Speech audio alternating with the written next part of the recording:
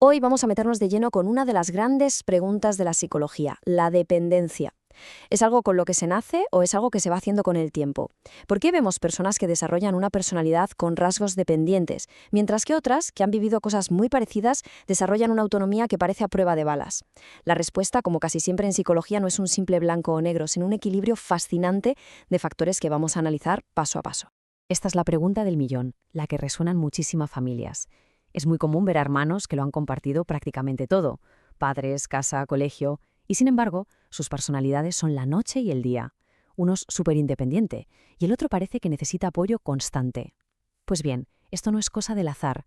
Hay una lógica interna, una especie de mecanismo que vamos a desgranar para entenderlo de verdad, que es nuestro objetivo, y no simplemente memorizar conceptos. Vale, para tener un mapa claro de todo esto, vamos a usar un marco teórico que nos va a dar la clave, el modelo de diátesis-estrés. A ver, el nombre puede sonar un poco técnico, pero la idea es muy sencilla. Diátesis es simplemente una forma de hablar de una vulnerabilidad que ya existe, una predisposición. Así que imaginemos la fórmula. Cogemos una vulnerabilidad de base, le sumamos un detonante del entorno, un estresor, y eso nos da un resultado psicológico. Lo importante aquí es que no es un destino inevitable, ni mucho menos, es una interacción. La patología, el problema, solo aparece cuando estas dos piezas del puzzle, la vulnerabilidad y el estrés, encajan.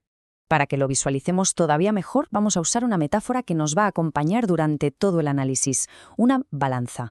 En uno de los platos vamos a poner todos los factores de riesgo, todo aquello que nos hace más vulnerables. Y en el otro plato pondremos los factores de protección, que vienen a ser como nuestro escudo personal. Así, la tendencia hacia la dependencia o hacia la autonomía no es una foto fija, sino el resultado dinámico, el balance de cómo se va inclinando esta balanza a lo largo de nuestra vida. Empecemos analizando uno de los lados de la balanza, el que puede hacer que nuestra construcción personal sea un poquito más frágil. Estos son los factores de riesgo, que hemos llamado cimientos de arena, porque es justo sobre ellos donde a veces se acaba edificando la personalidad.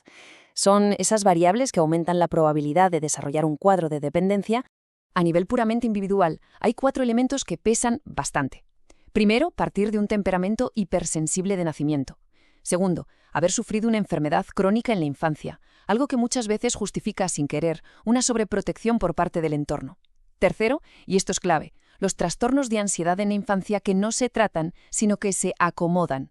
¿Qué significa esto? Pues que en lugar de ayudar al niño a enfrentar su miedo, el entorno se lo evita, lo que no hace más que reforzar el mensaje de tú solo no puedes. Y por último, un factor potentísimo, el rechazo de los iguales, el acoso escolar. Es que este punto es fundamental. Fijaos bien en cómo el entorno social puede llegar a solidificar una creencia que al principio era solo una sospecha interna. El acoso escolar, sobre todo ese que es más silencioso, el de la exclusión, no es que duela solo en el momento, no. Actúa como una especie de prueba que le confirma al niño vulnerable: ese miedo que tenías de no ser suficiente, de no valer, es real. Y claro, esto puede llevar a la conclusión de que la única manera de ser aceptado es someterse. Ahora, vamos a poner la lupa sobre el hogar, que es nuestro primer mundo. La inconsistencia de los cuidadores, por ejemplo, un día son súper cariñosos y al día siguiente distantes y fríos, eso genera una inseguridad tremenda. Lo mismo pasa si se crece viendo un modelo de relación muy asimétrico, donde una figura domina y la otra obedece. Otro factor clave es la parentalización. Esto ocurre cuando un niño, por las circunstancias que sean, acaba asumiendo el rol de cuidador de sus propios padres. Se invierten los papeles y aprende que su valor reside en cuidar y servir a los demás. Y, por supuesto, los traumas de apego, como pueden ser pérdidas tempranas, negligencia o abuso. Y el contexto más amplio, la cultura, también pone su granito de arena, o su roca, a veces. Los roles de género rígidos, que históricamente han premiado la sumisión en la mujer, son un factor de riesgo clarísimo. También el aislamiento de la vida moderna. Antes, la tribu, tíos, abuelos, vecinos, podía compensar un hogar que no funcionaba del todo bien. Hoy, esa red de seguridad social a menudo está muy debilitada. Y, cómo no, los mitos sobre el amor romántico, que nos venden la idea de que aguantarlo todo por amor es una virtud, cuando en realidad muchas veces es una máscara de la dependencia. Perfecto. Ya hemos llenado un lado de la balanza, de pesos, de riesgos. Pero ¿qué pasa en el otro plato? Ahora vamos a lo bueno.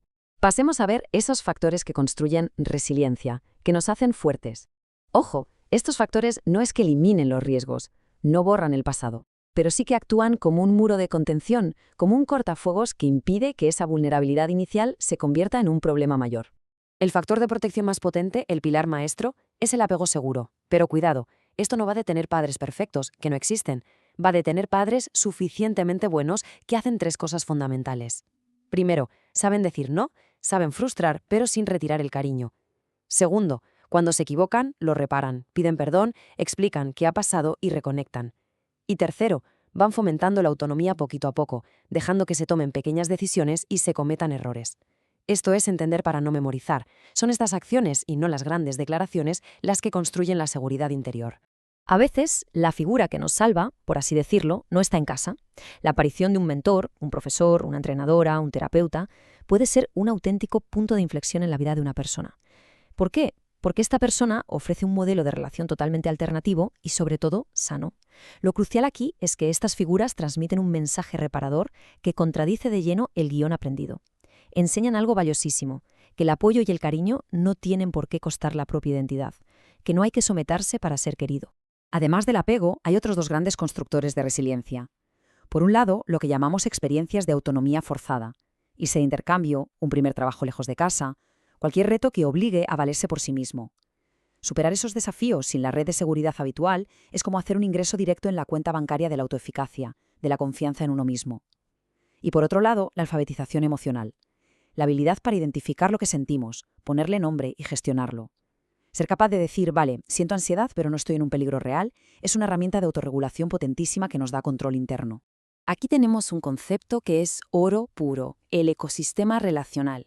La dependencia más problemática suele crecer en lo que podríamos llamar un monocultivo, es decir, cuando una única relación, normalmente la de pareja, tiene que cargar con el peso de satisfacer absolutamente todas las necesidades, apoyo, ocio, validación.